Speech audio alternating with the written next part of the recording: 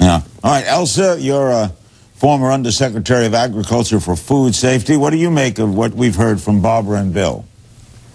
Well, first I will tell you that Barbara is to be commended because she is turning a tragedy into a call for action. And I've known Barbara for several years and have admired the way that she has tried to do something in the wake of what happened to her family, which it's just tragic, simply tragic. But I will tell you that really what you have to do is try to eliminate or minimize as much as possible human error, which is really all we can control, really, because E. coli, this particular E. coli is going to be found in the intestinal tract of some animals, of some cattle. It might end up on the surface of meat carcasses. So the meat industry tries to be as careful as it can not to allow that contamination to take place, and it is the USDA's job to verify that they're doing everything possible to prevent that. But it can happen, does happen, as clearly has been shown. So what the meat industry then tries to do... Yes, sir? Yeah, I'm sorry.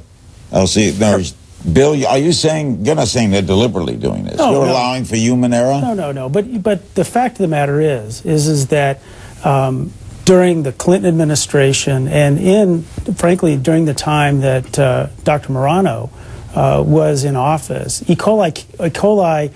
numbers of E. coli illnesses and deaths did decline. Well, isn't that encouraging? It was, but unfortunately, there's been a pretty significant increase over the last 3 years. Why? Well, that's a difficult thing to know. I mean, I think it has a lot to do with... What Patrick said is down 60%. Well, it depends on how you want to look at the statistics, and we've got a statistician here, so I'll let Barbara jump in. Well, that's not a true figure? No.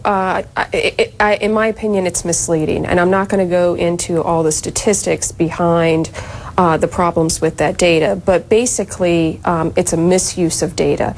The data that I believe Patrick is talking about comes from USDA's regulatory testing program, which was not designed to do for year-to-year comparisons or designed to give us an idea of what the prevalence of pathogens in the food supply are. I got to take a break. Elsa, I thank you for your input. Patrick will be coming back with us.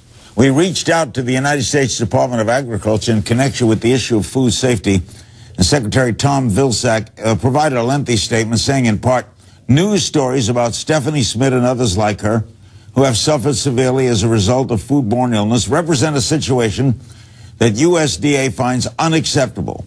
These tragic stories highlight the work we still need to do to improve the nation's food safety system. Recognizing the importance of the food safety issue, President Obama established a food safety working group within 60 days of taking office. As chairs of that working group, Health and Human Service Secretary Kathleen Sebelius and I led a thorough review of the entire food safety system, top to bottom, to look for gaps and failures in the system and identified improvements to prevent such foodborne illness tragedies. We issued our first finding on July 7th and immediately began to implement significant policy changes and will not rest until we have dramatically reduced the number of foodborne illnesses, hospitalizations, and deaths.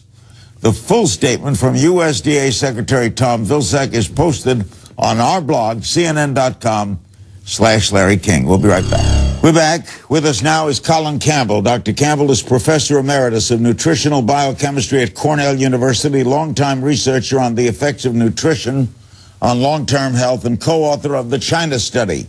In New York is Dr. Nancy Rodriguez, Professor of Nutritional Sciences, the College of Agriculture and Natural Resources, University of Connecticut, Director of Sports Nutrition in the Department of Sports Medicine. We're going to get a brief statement from each, take a break, and then come back with more details. Dr. Campbell, you believe that even if animal-based proteins, meat, dairy, etc., are free from contamination, you don't think people should eat them? No, I don't. I think the closer we get to a plant-based diet, I should say a whole foods plant-based diet, the healthier we're going to be for all of us. Why, if we could eliminate the contamination, why would we be healthier? Well, I should say something about myself. Incidentally, I came from a background on a dairy farm milking cows, and then eventually ended up in graduate school now more than 50 years ago, attempting to promote the idea of the good old American diet, high in protein and all the rest, and high in animal foods. And so I got into my research program that was to last for many, many years, funded by NIH, and learned something that I didn't expect to see. It's a long story. Briefly, what was the conclusion? Well, the conclusion was that the closer we get to consuming a whole foods, plant-based diet, the healthier we're going to be on all accounts. Okay. Dr. Rodriguez, you believe that animal proteins can and should be a part of the diet, correct? Why? Yes, I think that animal proteins provide essential nutrients that you are able to get in a unique package of foods for, let's say, about 200 calories, a 3-ounce serving of meat.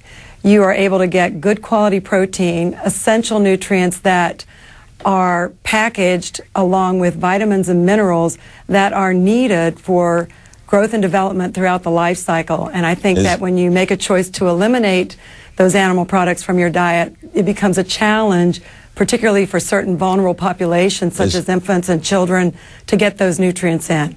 Is the E. coli thing an aberration? I don't think so. So then shouldn't you be concerned about it?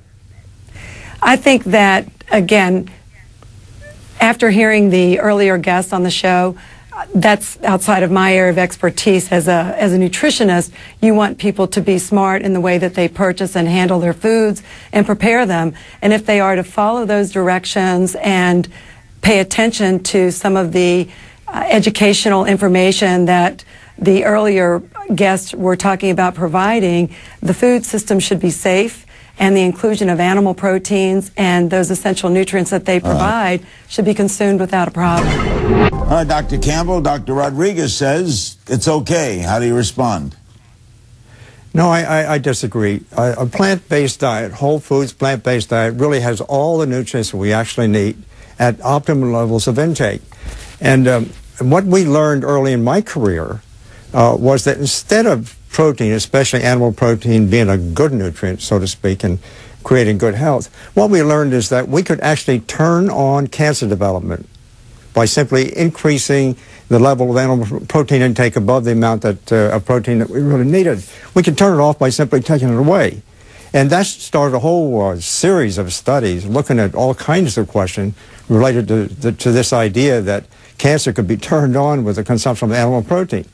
And as time passed, we learned, for example, that blood cholesterol levels would increase by increasing animal protein intake and all the other nutrients that come with it. We could learn that the body tended to produce acid that would create problems, that in turn would lead to a loss of calcium from bones, which in turn would increase osteoporosis. And so it was a long series of studies for many, many years that really clearly indicated to me that I had to change my own practices, my own mind from early in my career.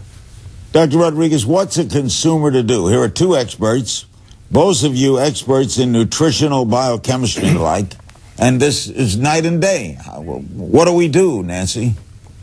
Well, I think that I would respectfully disagree with some of the comments that Dr. Campbell's just made, in that if you were to look at getting the essential amino acids or those building blocks of proteins from solely a plant-based diet, for example, the 25 grams of protein that you can get in 3 ounces of meat for 200 calories, it would take 1.5 cups of black beans, 7 tablespoons of peanut butter for 350 and almost 700 calories respectively.